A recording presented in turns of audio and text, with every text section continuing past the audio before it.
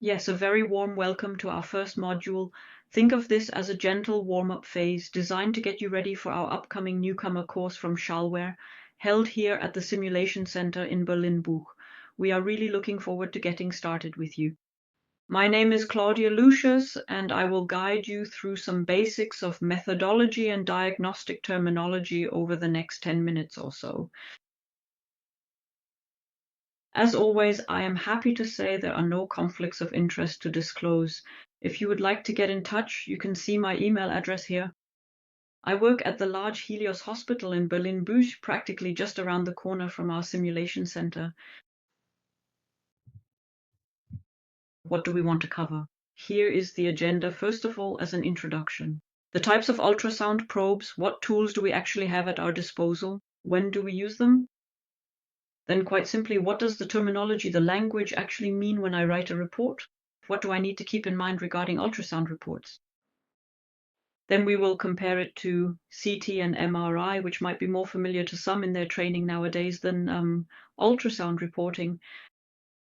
In doing so, we will specifically address the issue of size measurement and, last but not least, provide some information on documentation.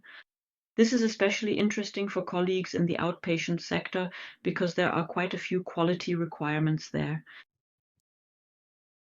All right, let's start with the methodology using our classic tool, the so-called convex transducer, which operates at a frequency of 2 to 5 megahertz and thus allows for a high penetration depth with somewhat lower resolution, but in principle represents the standard tool for abdominal ultrasound and above all for deeper structures. Just think of our population, which is often overweight to some extent. In comparison, please don't forget the linear transducer, which is also available to us. The contact surface is linear, and it generally offers higher resolution at higher transmission frequencies of 9 to 15 megahertz. This comes with a lower penetration depth, but we can also examine superficial structures very nicely, especially in slim individuals. Examples include the left lobe of the liver, the pancreas, or perhaps for the more advanced, the bowel. If we want to summarize that, if you have transducers attached to a device that might be unfamiliar to you, you can look at the number displayed there, which is the transmission frequency. The higher this number is, the higher the resolution of your image will be, the better the image quality, and the lower the penetration depth. You can roughly keep that in mind if you want to orient yourself on a device that might be unfamiliar. Let's move on to the terminology. This was defined by joint societies in Austria and Germany, i.e., in the German-speaking region. And ultimately, as is always the case in our technical language, the examiner must decide on a predetermined term or terminology based on the image, which is often, well, what you see there at all, what patients always call the gray fog. And in doing so, there are certain diagnostic features to consider that we describe. So that means size, shape, echogenicity, we'll come back to that in a moment, the internal structure, the distinctness from the surrounding area, or even the contour. And you might see that it seems a bit pedantic here to distinguish between distinctness, sharp, unsharp, and the contour. But in individual cases, this is very helpful because in this way, you can sometimes deduce certain characteristics based solely on the description, and then in the end, the decision becomes easier. So these are the criteria we will also work with in the course when you practice writing a report, so that you can use these features as a guide. Terminology, I had just highlighted echogenicity. Let's compare this to CT and MRI. Then it is the case that we know from CT that we measure density in Hounsfield units, in MRI generally the signal intensity, and in ultrasound the echo, that is what we receive back from our emitted ultrasound waves. And accordingly there is a specific terminology used. For CT every term ends in dense, while for MRI everything ends in intense. Now for ultrasound you have two main options. You can call it reflexive, which describes the reflections that come back, or you can simply use echo as a prefix and continue your description from there. That would look like this. It would be echogenic, echoreac, if something is brighter than the surroundings, hypoechoic, echoarm if it is darker, anechoic, echofray if no echo returns at all. So basically black as night, and isoechoic, echogen, if it has the same echo intensity. And you are familiar with the terms for CT and MRI, compared accordingly with iso and hypers and hypo. We are going to illustrate this whole concept for you, and we have carefully depicted 3 distinct points here in varying shades of gray. I would like you to try, with very close and careful observation, to decide which one of these might be the absolute darkest point for you. I will give you a moment to really look at them. It is truly a question of deep concentration and focus after all. Yes, then let's move on and take a look at that. In this specific example, you can see that this light gray dot is completely surrounded by a light gray field, and because of this visual appearance, it would accordingly be described as being echogenic or isoechoic. The same shade of gray, so to speak, yes. Echogenic is not necessarily easy to understand, isoechoic perhaps more so. And now let's look at this spot here, and we can see that the gray dot here, as mentioned, the question was asked earlier, let's resolve it now.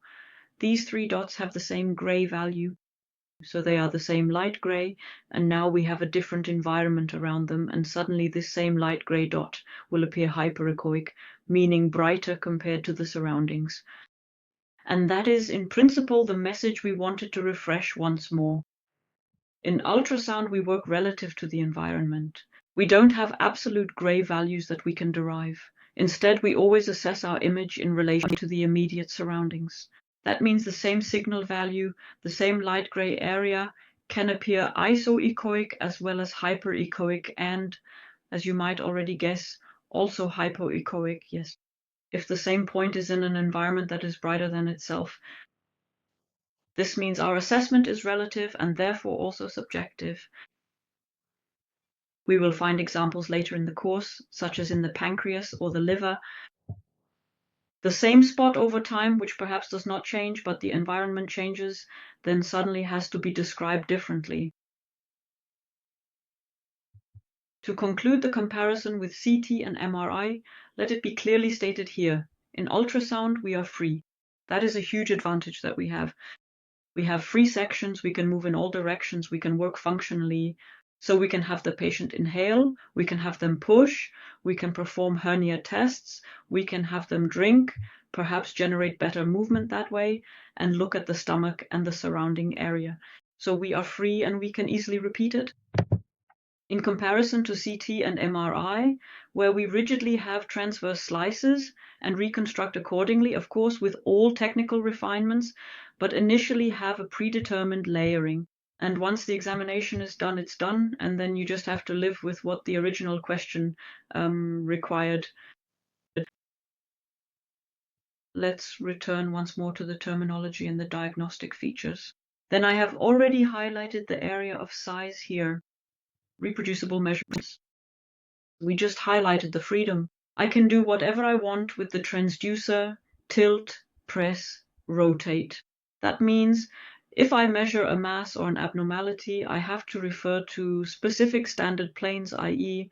longitudinal plane, cross-section, depth plane, and accordingly photograph and describe my standard sections there in order to find these standard measurements.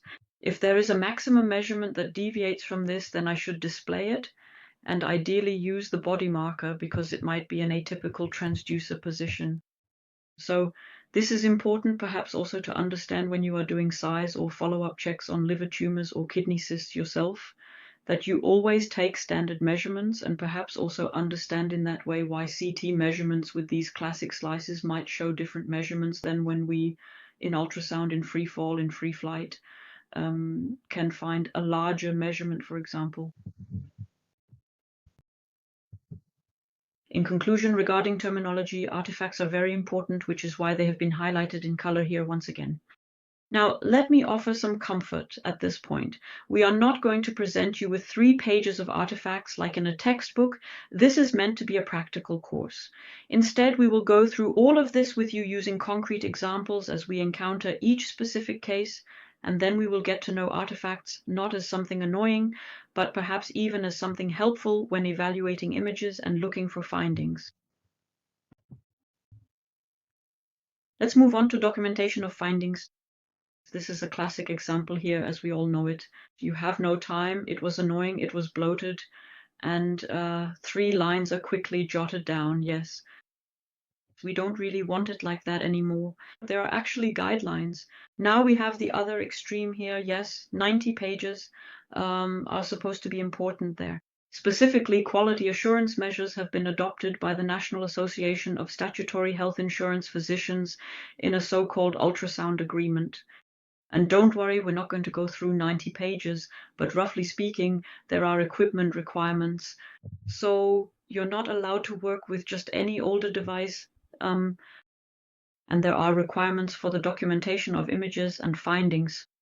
And I would like to briefly touch upon these because they might be relevant for my outpatient colleagues. You can see printed in small text down here where you can find this on the internet. You can also navigate through it quite easily using keywords. Let's start with the written documentation of findings. There are some very basic things, of course. Which patient, which examiner, usually listed below with a signature, date, that's clear. The clinical question is important. It shouldn't just say upper abdominal pain, but perhaps be narrowed down a bit more precisely. Very important and frequently not filled out, the examination conditions. So was the patient fasting? Were they in the ICU? Were they on a ventilator? Were they unable to turn over? Were they in pain? So all these things, and derived from that whether it was accessible, and then in relation to the question, of course. For example, someone who is not fasting may, under certain circumstances, or very likely, not provide a gallbladder that can be well assessed. So that should be included. Then, of course, the organs are depicted, that's clear. And finally, here again in red, the assessment. So don't just slap down a diagnosis. First of all, commit yourself, force yourself to make a diagnosis, even if it's just a suspicion, and refer back to the clinical question. So state whether what was requested could be fulfilled, and then derive a recommendation. So communicate what you have found. You may have had more time and more opportunities to find things out in those 5 or 10 minutes you spent alone with the patient in the dark, just the two of you, than anyone else in a 2-minute ward round or other situations. Use that and pass it on to the follow-up examination. We have attached an example of such a written report with which you would also pass the KV audit. You will also receive this as a handout during the course and later as a download option for further use and of course for processing. And last but not least, we have the image documentation. Here is an example image with the patient's consent, where it is listed again how an image that you then submit should look. Can be read in this Quality Assurance Agreement Appendix 3 formal criteria. Very nice. And what is important? So first of all, we have the patient's name and a way to identify them. So either a case number or even better, the date of birth, which is often missing or not automatically transferred, and the examiner's initials, as well as your location. Furthermore, it is always required that the frequency should be in the image. Let's look here, 4 megahertz. That means what kind of transducer did I use? You look here, you see it is convex, exactly a classic convex transducer. Then the gain is often checked. The general signal amplification or image brightness calculated over the entire image, so to speak, to ensure it has sufficient brightness. And yes, with that, I will officially say goodbye for now. I truly look forward to the opportunity of seeing you all in person very soon. Furthermore, I sincerely hope that some of the key insights and strategies that we have just discussed can be warmed up, refined, and then practically applied in your own work when you sit down to formulate your perfect findings. Until then,